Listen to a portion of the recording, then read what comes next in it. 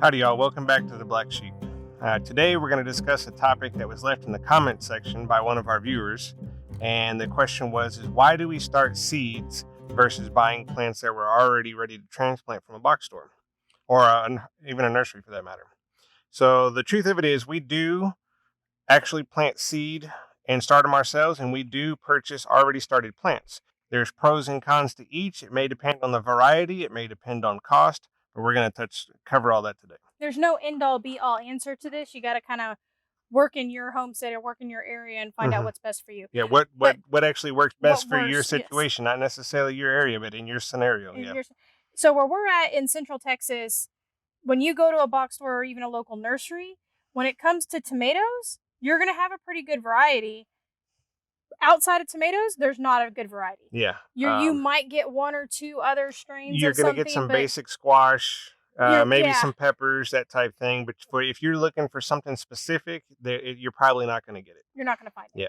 So you're limited there. So having the variety of us ordering or starting from seeds, and we have found that we order a lot of our seeds versus the ones that you can buy at the store because they're still limited too. There's a very small selection of stuff that's actually for your area. There's a lot of seeds there, but whether they're really good for your area is... And I think, too, buying a seed from a reputable seed supplier versus a box store, how the seed supplier is going to have a lot more control as to how they store and keep the seeds versus the box store may keep them out in direct sunlight or really hot temperatures, anything that's going to kill the germ inside the seed. And watch, most of them have dates on them.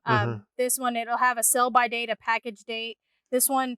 We just got this one this year, and it was packaged for 2021. Yeah, and so the thing with that, too, is that seed will still germinate. You're going to get a germination percentage even 100 years down the line. But the first, I'm going to say 5 to 6 years is your premium. If you want the highest yield rate or the highest germination, the first 5 years of a seed is going to be about it.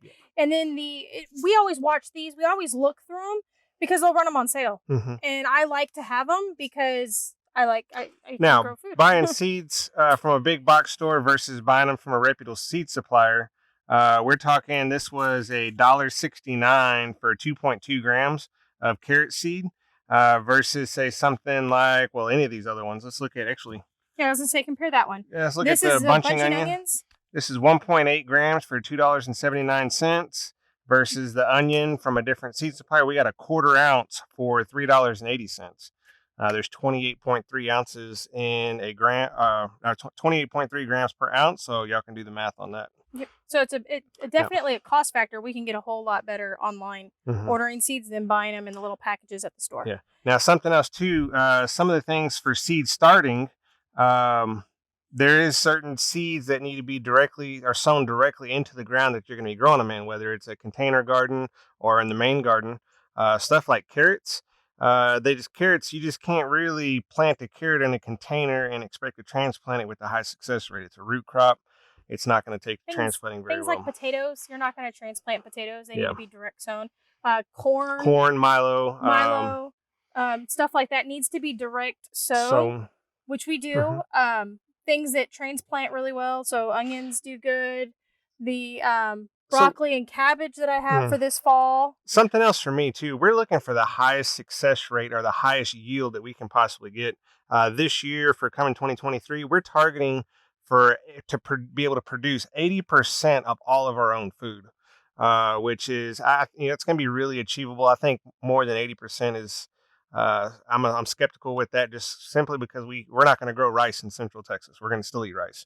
So, but we want the highest yield of all of our other food that we can possibly have. So if we seed start something, the seeds that we're starting in our own seed starting mix that has our compost. So it is exposed from the very beginning to our bacteria in our soil and our fungus that's in our soil, our environment.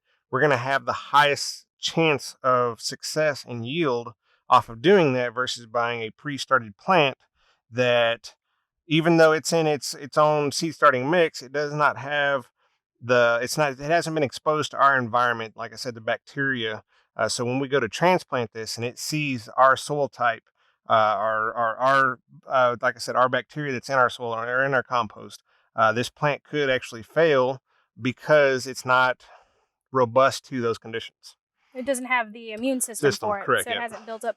Our plants that we start should have a pretty good immune system to our environment. Yeah. One of the pluses to buying a started plant is that you come home and you can plant it directly, Yeah. immediately.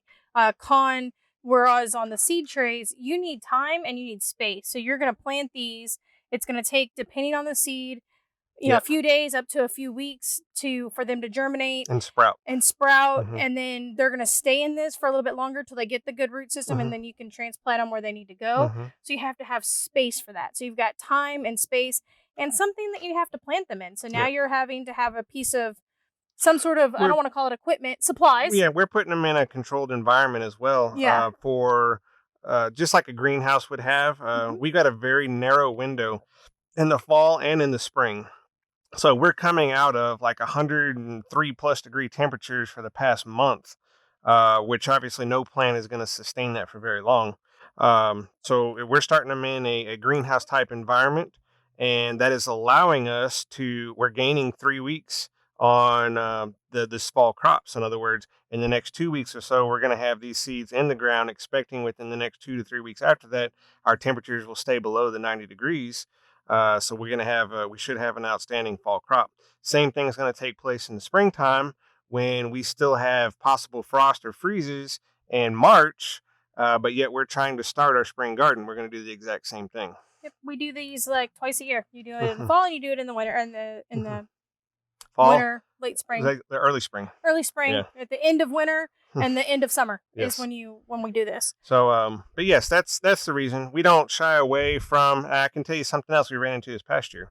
We don't shy away from purchasing pre-started plants, but something that I found this past year is we purchased some pepper plants from a local grocery store that I thought, hey, I think we actually purchased the habaneros and maybe the gypsy peppers. I think so, and they looked great. The plants, they looked really good, healthy. Which is why we grabbed them. But once we got them home, I even inspected them pretty thorough, I guess, before we planted them. But once we got them home, we got them actually put in the container gardens.